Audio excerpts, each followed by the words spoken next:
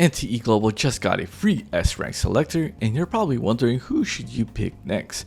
No time to waste, we are going to jump straight into my recommendations in this short 3-minute video. Sakuri is going to be one of the best choices if you don't already have her, mainly because she will buff your team's damage by a lot when it comes to endgame.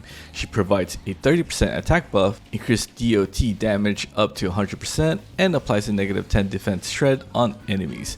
On top of the default 30% attack buff, her signature arc will also buff your teammates by an additional 16% attack.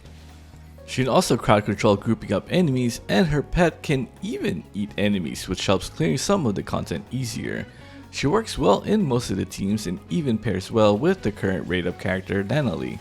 If you find your team is not putting out enough damage and you're running out of time during endgame fights, then you definitely need Sakuri in your team. My second choice would be Ji-won because she is hot.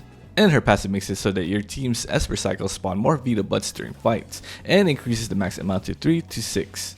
To simply put it, every time your team triggers Blossom with her in the team, you will get 2 Vita Buds instead of 1. Her other passive also lets enemies take extra 15% anima damage. She can become a main DPS, and she also works extremely well with anima teams. If you happen to have Nanalie, you can add her to your roster, and you can even further bluff your Blossom Esper cycle. If you already have all the characters, you can opt in for one of her Awakening, and this note specifically here lets you heal your team members. As for number 3, we're either going to go with Daffodil or Fadia. If you're having trouble clearing endgame with constantly dying, Fadia is going to be a good choice. She can absorb your team's damage when she is off the field, which is really good. Then once she is low enough, you can swap her back in, use her ultimate, beat up the enemy and get your health back. Daffodil, on the other hand, is everyone's favorite choice because she can help break the enemy's stance bar faster. She's a break DPS, and most people probably went with her because of this. Both characters are pretty good but not necessary. You can clear most of the endgame content in the game as long as you dodge well and have good damage.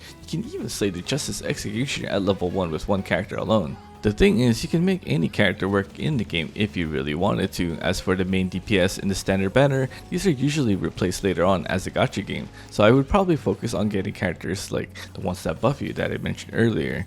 So personally, Hathor looks amazing and is my type of girl, but I'm free to play and I would select Sakuri first. She just gives too much value for everyone and future team building, especially with the support characters, right? You have Haniel as a support and they have Sakuri. You could even put them both together to further buff your team, your main DPS team damage. So Sakuri first, followed by Ji-won because she's awesome for Nanalie, and then Fadia or Daffodil next. Baishang is not forgotten, but he is a character that requires high skill cap, and if you guys are interested, I could do some endgame showcase of Baishang later on. According to the livestream, Hotori is going to be the next character in the banner, and you can just replace the main character with her if you end up running the Nanalie, Ji-won, Esper Zero, and the Sakuri gang. This team works really well in my opinion. Let me know what team or characters are you guys currently running, and what will you finally decide to pick or even pick and why in the comment section below. Well, that's it for this quick video. I hope you guys found it helpful and have a wonderful urban adventure in Everness to Everness.